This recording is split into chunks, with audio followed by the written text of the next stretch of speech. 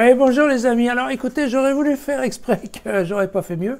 Mais aujourd'hui, l'église fête Saint Paul.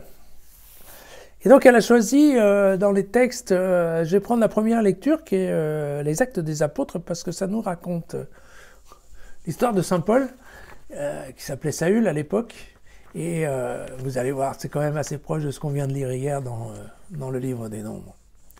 Saül, ne respirant toujours que menaces et meurtres contre les disciples du Seigneur, alla demander au grand prêtre des lettres pour que les synagogues de Damas, des lettres de représentation, en fait, on dirait, dans un vocabulaire diplomatique. Voilà. S'il trouvait là des adeptes de la voie, c'est-à-dire de Jésus, hommes ou femmes, il les amènerait enchaînés à Jérusalem. Alors, poursuivant sa route, ils approchaient de Damas, quand soudain, une lumière venue du ciel l'enveloppa de son éclat. Tombant à terre, il entendit une voix qui lui disait « Saül, Saül, pourquoi me persécuter ?»« Et qui es-tu, Seigneur ?» demanda-t-il. « Je suis Jésus.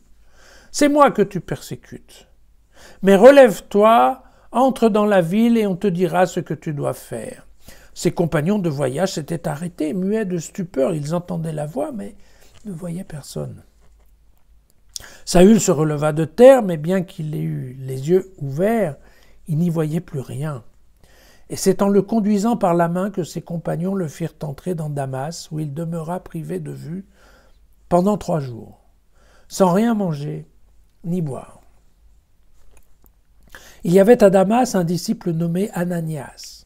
Le Seigneur l'appela dans une vision. « Ananias !»« Me voici, Seigneur, répondit-il. Le Seigneur reprit. « Tu vas te rendre dans la rue appelée rue droite et demander, dans la maison de Judas, un nommé Saül de Tars. Il est là en prière et vient de voir un homme nommé Ananias entrer et lui imposer les mains pour lui rendre la vue. Ananias répondit, « Seigneur, j'ai entendu bien des gens parler de cet homme et dire tout le mal qu'il a fait à tes saints à Jérusalem.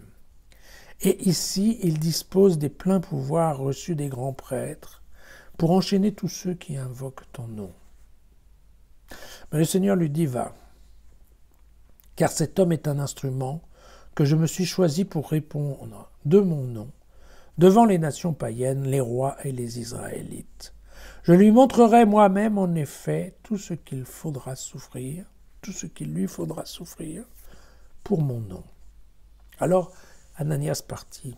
Il entra dans la maison, lui imposa les mains et dit, « Saül, mon frère, c'est le Seigneur qui m'envoie.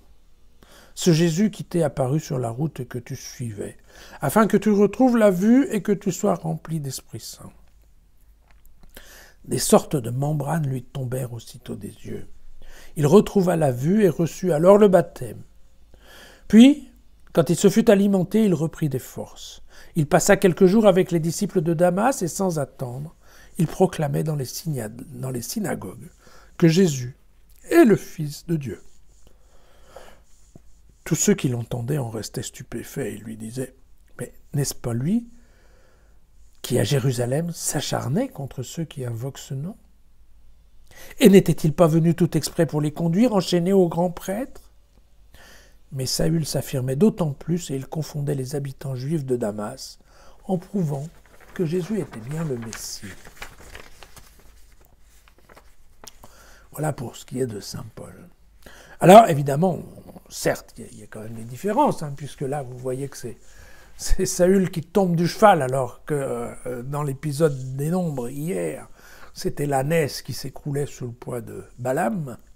Mais enfin, il y a quand même un certain nombre de points tout à fait convergents de ce genre de rencontres que l'on fait sur la route. Rencontre quand on rencontre Dieu. Voilà l'idée. Et si vous me demandez, c'est Luc, qui, bien entendu, qui a écrit les Actes des Apôtres. Si Luc connaissait le livre des Nombres, eh bien, je vous réponds que oui. Certainement.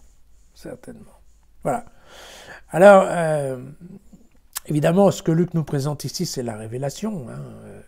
Voilà, Luc fait ouvrir, vous voyez qu'Ananias, en imposant les mains, va rouvrir les yeux de Luc, exactement de la même façon dont l'ange décila les yeux de Balaam. Ouais, donc tout ça est assez proche. Voilà. C'est vrai que concernant Balaam, on ne savait pas trop où le placer sur l'échelle de la fidélité à Dieu. Vous voyez que là, dans le cas de Saül, c'est quand même beaucoup plus clair. Il était absolument opposé et il était là pour, en effet, exterminer les chrétiens. Et à la fin, il s'avère qu'il va être celui qui va développer les communautés chrétiennes dans toute cette partie du Moyen-Orient. Comme quoi, cette rencontre a complètement changé la vie de Saint Paul. Voilà. Et donc, je vous rappelle que Saint Paul n'a pas connu Jésus, si ce n'est depuis son cheval. Et donc, voilà, comme quoi, tout simplement, il y a des rencontres parfois qui méritent d'être faites. Voilà. À demain.